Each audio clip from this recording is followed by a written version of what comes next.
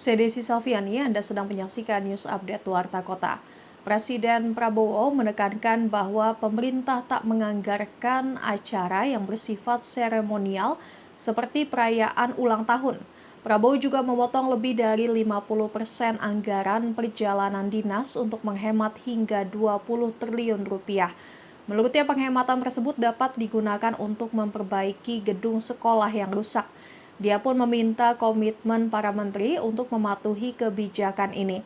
Prabowo pun meminta loyalitas semua menteri dan semua kepala badan untuk patuh dalam hal ini. Dari prioritas kita itu, satu tadi bahwa harus menciptakan lapangan kerja, tingkatkan produktivitas, swasembada pangan, swasembada energi. Dengan swasembada pangan dan swasembada energi kita aman. Kita tidak boleh bergantung kepada sumber di luar negeri. Sudah berkali-kali saya tekankan itu. Dalam krisis dunia tidak ada negara yang akan mengizinkan pangan keluar dari negaranya. Ini sudah hukum sejarah. Dan kriteria selanjutnya harus bisa menghasilkan terobosan teknologi. Berarti pengeluaran investasi untuk sumber daya manusia, untuk pendidikan, untuk sains dan teknologi, ini termasuk sesuatu yang vital dan sesuatu yang harus kita jalankan. Jadi saudara-saudara, saya tegaskan kembali bahwa hal-hal di luar itu yang bersifat seremoni, upacara, merayakan ulang tahun ini, ulang tahun itu, hari ini, hari itu, kita tidak anggarkan. Perayaan sejarah, perayaan ulang tahun laksanakan secara sederhana di kantor, di ruangan. Kalau perlu yang hadir hanya 15 orang, sisanya di Vikonken.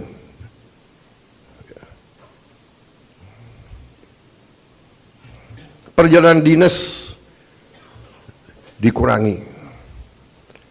Saya potong setengah. Dengan setengah kita bisa menghemat 20 triliun lebih. Kalau kita hitung 20 triliun, berapa puluh ribu sekolah, gedung sekolah bisa kita perbaiki. Penyidik KPK menggeledah rumah mantan anggota Dewan Pertimbangan Presiden atau Watimpres Jan Faridz di Menteng, Jakarta Pusat pada Rabu 22 Januari malam.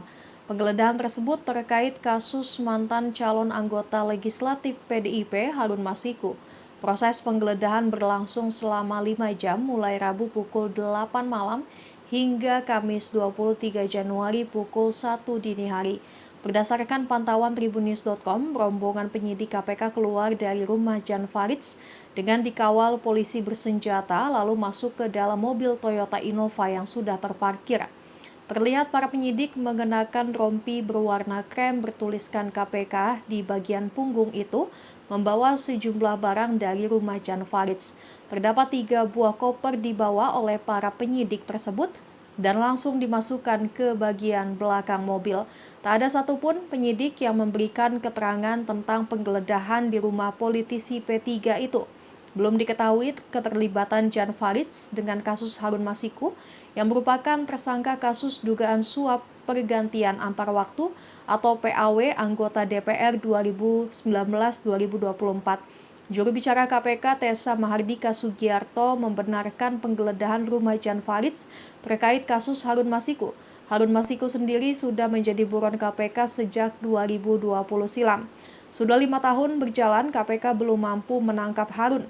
Dalam perkembangannya, KPK menjerat 2 tersangka baru dalam perkara dugaan suap penetapan pergantian antar waktu anggota DPR RI periode 2019-2024. Mereka adalah Sekjen PDIP Hasto Kristianto dan Advokat PDIP Doni Tri Istiqomah.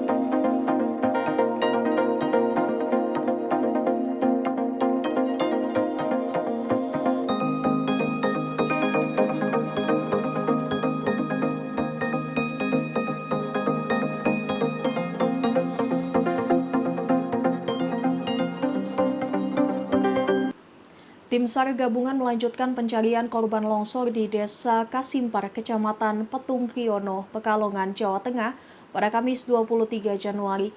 Hingga Rabu 22 Januari malam terdapat 21 korban tewas dan 5 lainnya masih dalam pencarian. Pada hari Rabu, tim K9, Polda Jawa Tengah, dan tim SAR menemukan jenazah bayi berusia 5 bulan yang tertimbun tanah longsor. Jasad Abian ditemukan dalam keadaan tertutup selendang di bawah sebuah spring bed yang tersangkut pohon bambu. Badan Nasional Penanggulangan Bencana atau BNPB akan mengoperasikan teknologi modifikasi cuaca di Kecamatan Petung Kriono guna mencari korban hilang lainnya. Teknologi digunakan lantaran selama 2 hari tim kesulitan dalam mencari korban karena kondisi cuaca belum bersahabat dan alat berat juga sulit menjangkau lokasi longsor di Petung Kriono, Pekalongan. Untuk mempermudah pencarian orang hilang akibat longsor di Petung Kriono, Pekalongan, BNPB melakukan operasi teknologi modifikasi cuaca atau TMC selama 1 pekan ke depan. Kepala BNPB Suharyanto mengatakan permintaan operasi TMC diajukan oleh PJ Gubernur Jawa Tengah Nana Sujana guna mempercepat penanganan longsor dan mengantisipasi adanya bencana susulan di wilayah tersebut.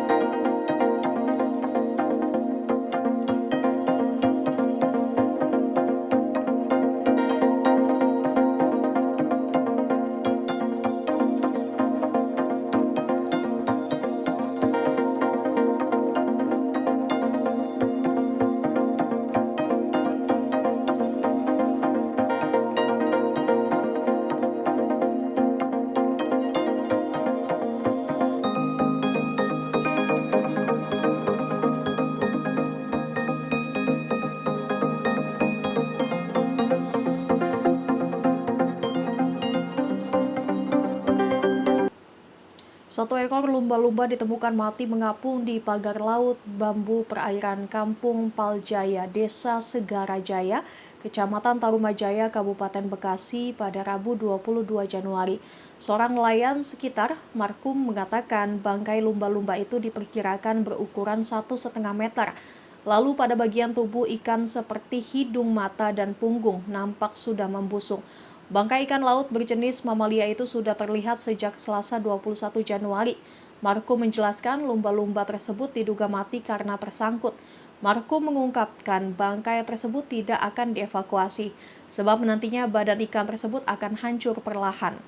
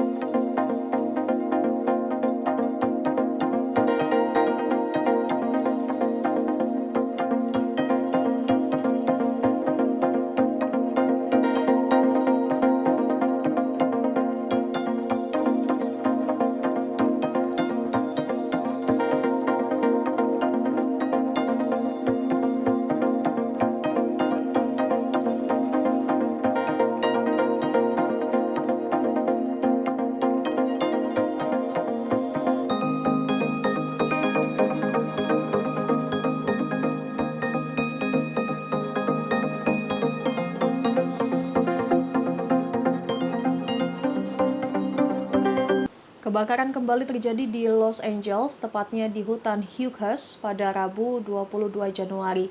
Terlihat kobaran api dengan cepat menghanguskan lebih dari 8.000 hektar lahan.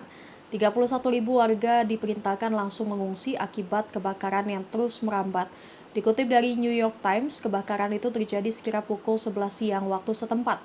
Kebakaran menghanguskan 40 mil dari kebakaran Eaton dan Palisades pada awal tahun 2025. Departemen Syarif Kabupaten Los Angeles mengonfirmasi sekira 31.000 warga mengungsi lantaran perintah evakuasi langsung dikeluarkan. Kobaran api yang semakin besar mengakibatkan 4 pesawat dan 50 mobil pemadam dikerahkan. Koordinator kebakaran hutan, Jacob, mengatakan kobaran api tidak terkendali. Ia pun mengatakan kebakaran menjadi bencana nuklir lantaran terlampau besarnya kobaran api. Hingga saat ini belum diketahui penyebab kebakaran tersebut. Namun badai angin di Los Angeles menjadi salah satu penyebab kebakaran semakin merambat dan meluas.